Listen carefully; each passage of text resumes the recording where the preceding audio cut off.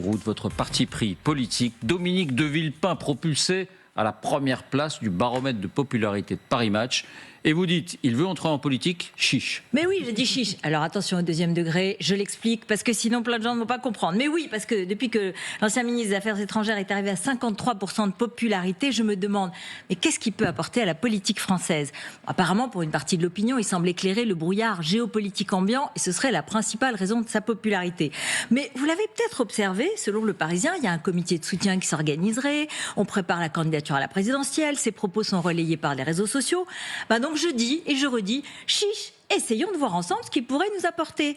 Par exemple, son expérience de la dissolution ratée de 1997, auprès de Jacques Chirac, il avait joué un rôle clé.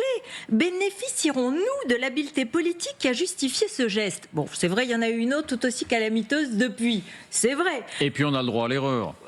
Alors, à propos d'erreurs, rappelons-nous les manifestations contre le fameux projet de loi CPE, voté puis non promulgué, du jamais vu, maestria politique incontestée.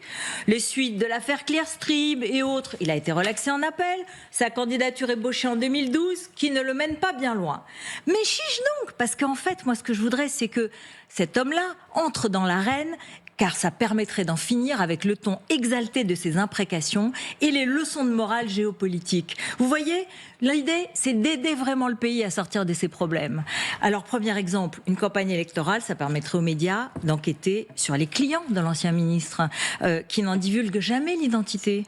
Nous pourrions vérifier si vraiment il n'y a aucun conflit d'intérêts avec ses positions sur la Russie, sur la Chine, sur le Golfe.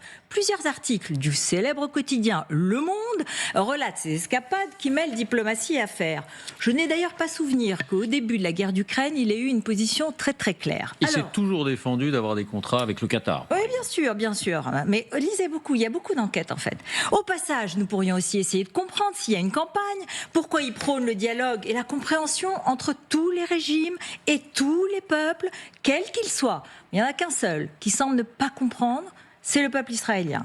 Nous pourrions aussi vérifier si sa position particulièrement conciliante avec le régime algérien est vraiment la bonne méthode pour libérer Boualem Sansal. L'ancien ministre refuse de dire si l'Algérie est une dictature, d'accord, mais comment qualifie-t-il l'emprisonnement arbitraire de ses faux opposants ? Comment convaincra-t-il Alger de reprendre ses ressortissants en vertu des lois internationales reconnues ? Alors vous savez ce qu'il a dit ? Il s'est adressé à Bruno Retailleau il y a quelques jours. La responsabilité politique, dit le maître, ce n'est pas d'aller dans le sens du vent, de surenchérir, de choisir la facilité, d'aller de micro en micro alors qu'il faut tenir le manche de la République. Voilà, moi je dis oui, je suis d'accord, je vous retourne le compliment. Mais foin du passé. On savait que l'homme du non à l'ONU de 2023 séduisait déjà une partie de la gauche. Ces dernières interventions qui l'ont conduit à la fête de l'humanité l'ont quasiment fait admettre dans la famille des décoloniaux. Va lui rester donc un problème de taille.